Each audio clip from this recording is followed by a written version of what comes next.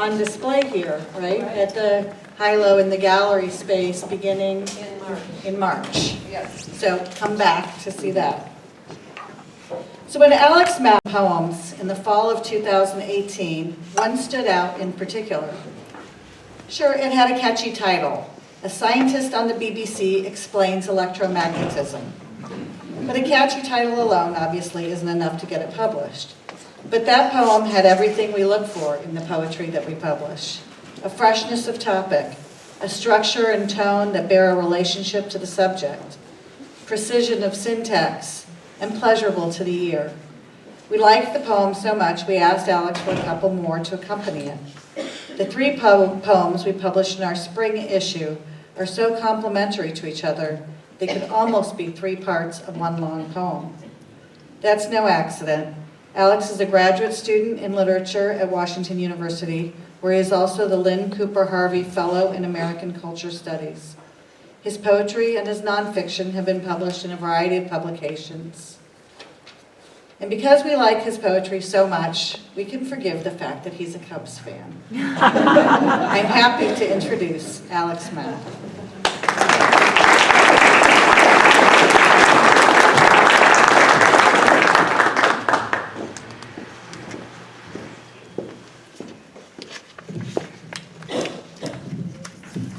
Is this okay? Thank you, Gianna. Thank you, all the Kransberg folks. Thank you all for being here. And Sylvia and Jane, thanks so much. It was great to experience your work. I'm sorry about the Cubs thing. Though I would like to note that our recently adopted dog is a Cardinals fan. In fact, she has spent the last few days wearing a Cardinals shirt because of her spay. So she has to be covered up. So she's a Cardinals fan, I promise. So I'm going to start with a few poems from the December magazine issue, and then we'll try some new poems. Obliterate. Not dust, not torqued steel pipe or car doors littered like shields across a landfill. Bones look strangely permanent, abstracted as they are from the given man or dog. Nothing really disappears, says the expert physicist, his bald head shiny as a crystal ball. Eventually it's converted, made a new phase of matter. Even my father's cup, so affectionately filled with vodka and pear, topped with basil. Ashes spread across still water. What if our dead don't rot at all? If what happens is more electric, a current hauling across town.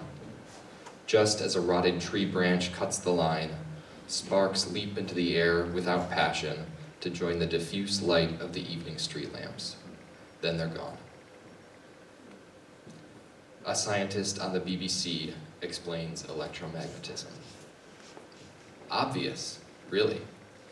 It requires no advanced knowledge to see everything is deep down electric. You learned it same as I did, grade school. An overhead projector shining both waves and particles on a dirty screen. A transparency worksheet demonstrating the absolute minutia of atoms made of charges wrenching against each other or clinging like wet mint to the side of a cocktail glass. The tiniest constituents of matter are charged, yet we touch our bed sheets, tires, paper on the table, all without shock. Beyond even the smallness a microscope can reach, we observe a heaving, perfectly matched contest of protons and quarks that prevents lightning in fresh coffee, but we cannot explain it. Still we peer from the dark as into the lit interior of an apartment owned by a stranger whose wealth and taste in furniture we can't yet fathom. I did listen to a BBC podcast several times to make sure that the language of that poem is right, and if you have further questions about electromagnetism, I will not answer them. But this scientist promised me that it is indeed inexplicable. A morning's work. I'll be sitting, imagining myself reading a book when, in deference to the sun rising like dough just above the buildings, the street light outside my window shuts down. suddenly reduced to a translucent gray bubble full of cobwebs and dead beetles. Imagine discovering anew your own irrelevance each morning, when the world lights up without you and there are miles, continents, eons you'll never know because you're so small. When I sit in the same chair for hours doing nothing recognizably industrious, sometimes I wonder about that. I see the gray capstones of buildings etched with the names of construction companies and the dates they completed their work. A truck, a sports car, a cyclist speed towards the day's goal, and two women run on the sidewalk, the muscles of their legs as well defined as maps. The smell of ground coffee and apple cider donuts, a rare smoker hiding in an alley. I watch as if that were my purpose on earth, to be a tiny still point of gravity. As if observation could hold things together, a landscape painting protect a real marsh. The street light can't help me see, though it is lit up again, not from within, but by the sun passing through it, obscuring its stains. It glows like everything else without fire or electricity, in light flung towards us as a gift. Imagine not deserving whatever warmth you've received. Imagine being unable to give thanks.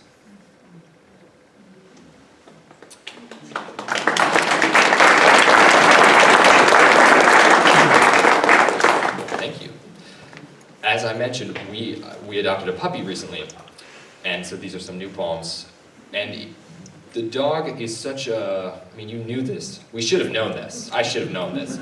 But she's such an alien and intense energy in our otherwise calm human house that I spent a lot of time wondering what she might be plausibly compared to.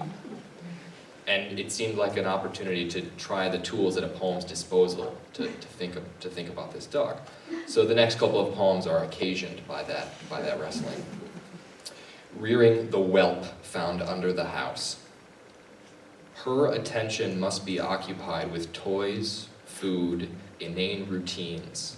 Sit, come, lie down, repeat. Or she will spend the day pacing, ruin furniture and her own skin with fresh claws just because she's manic and bored. Still, I think her other than my equal. At night, when our work is done, the little pagan will not rest, but laps the house, leaps from floor to couch, then sails toward the pantry, her lips flapping all the way as though an oracle had set her brain alight. What possesses her is not love, right? Not any discernible motive. With her snout curled back on her tail in a tight Fibonacci, she mopes like a dragon grown small since Renaissance men disbanded her senseless magic. She barks like a teen. She nips like, well, I might, had I no thumbs nor English. When I'm weary, ready to give her away and ship my soul to a farm upstate, her enormous elfin eyes insist on meaning something, and my distinctions between animal and projection blur to green. Is that what she means? Webbed toes dug in earth at a scent I can't perceive, which she wants as bad as I want money? I speak to her as to my soul, beg her hush or sleep, for she can't reply either, and defects from my hip without warning, pants in a tangle of weeds. I wait, for though she's not yet too heavy to carry, she must be coaxed out, or she'll flail until she's free and crashed to earth.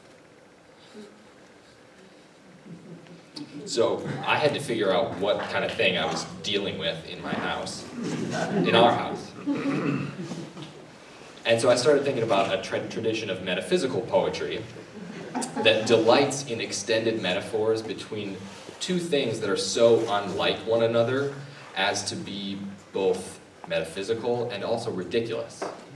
So common examples include comparisons between a flea and sex, God and sex, the process of canonization and sex. So you can see where John Donne's interests tended to hang out. My contribution is considerably less intense and grand, so this is just metaphysic-ish.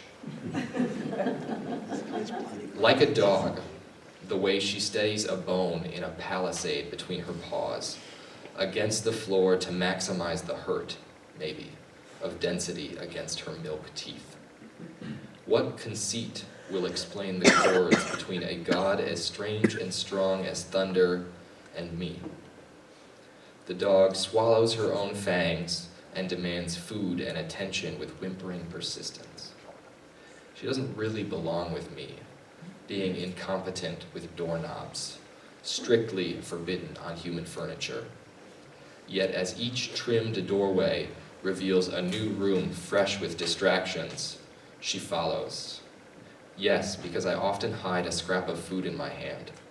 But if we go like this for long enough, maybe she'll forget why she loves me, and maybe love me still.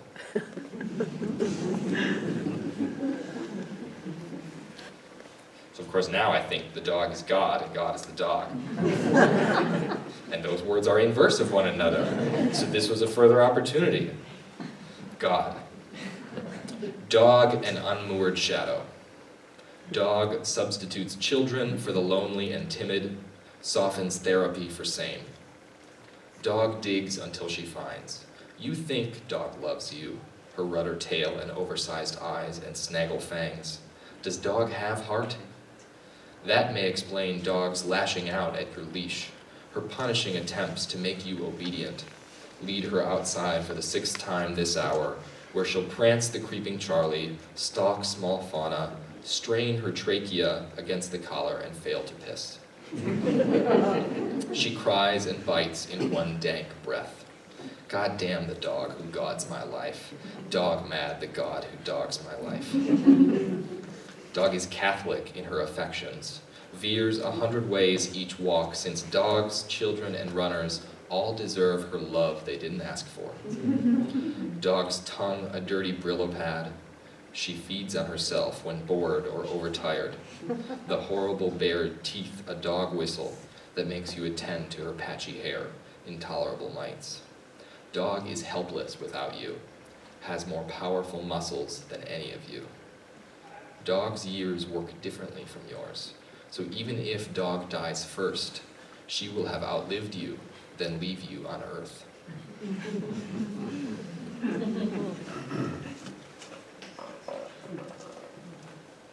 I have an interest in religious language, as you can tell, and I've written a couple of poems that try to reincarnate famous scriptural passages with fresh language.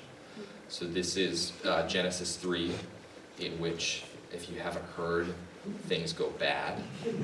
Adam and Eve are ceremoniously kicked out of the garden, and then it's a steady road to here. So this is Genesis 3. Before that, of course, everything was created, which was great. After crocodiles lumbered off the shaven toenails of the word, after the most manic thought became all birds at once, after the oceans were put to bed and the sun and stars sorted out their choreography, after the after of time's trap door burst open and covered the earth in wind. What? A viral rot that spread like crazy? You call it sin sometimes, which is, without ever knowing what exactly, knowing utterly that you are wrong at a depth you can't finally know. After that, the blinds all snap upwards, retreating to scrolls in their high plastic cases. Brightness enters the room as a raiding party. This has answered no questions, so you wait within a silence rich as the hollow of an unbowed cello. It continues to snow, which you think deserves to be part of any abject falling into sin, but is really a northern add-on. Plows are piling it up. This is how it feels to be exiled. An acoustic guitar played so softly you can hear the thumb pad dragged briefly across the string as it releases a barely plucked note, the scratch of metal and the middle C between which almost no one would distinguish. Yet one is music, the other cold mechanics. Where is this going? The chapter just ends with a flaming sword spinning like a windmill. It must have been gorgeous from far away. Each of us has left a water up here.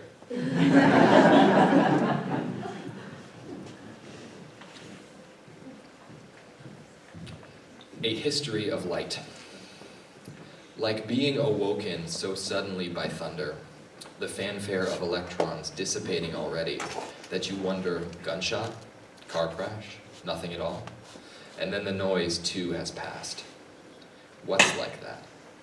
Daylight saving, love, the slow entombing of thick snow, all who make their dwelling in the pantheon of the unaccountable.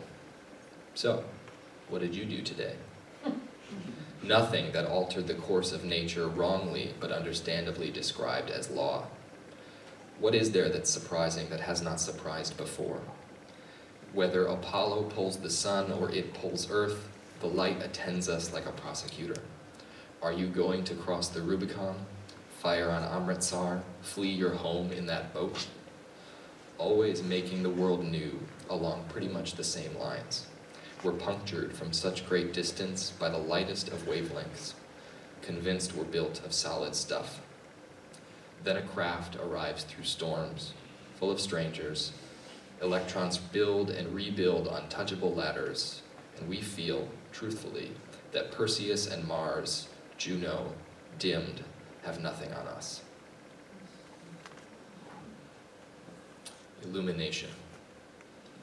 Yet another sun rises like an incandescent lemon, and my attention is a thick shirt slung over a drying rack. Lord, make me better, by which I mean less bored.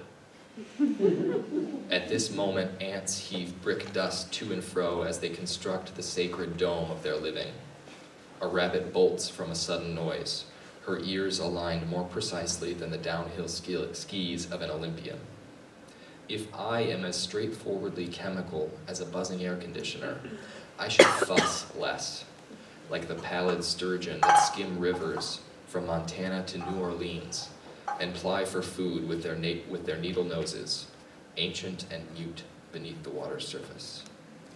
Who made this mind to pout and marvel and tell you its every bend in thought? Make me a sturgeon. Threatened by extinction, without panic I'd haunt the lower currents, hungry even when I slept. Thank you very much.